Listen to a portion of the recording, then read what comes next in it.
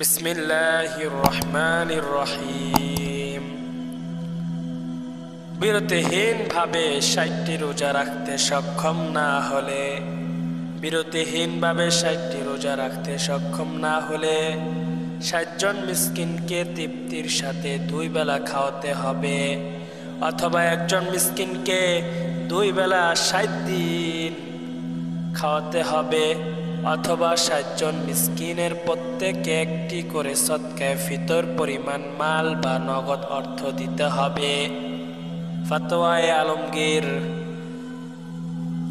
২০৩ পৃষ্ঠা, ফতোয়ায়ে দারুল উলুম ৪২৯ পৃষ্ঠা, ফাতহুল কাদির ২৫৪ পৃষ্ঠা, হেদায়া ১ ২১৯ পৃষ্ঠা।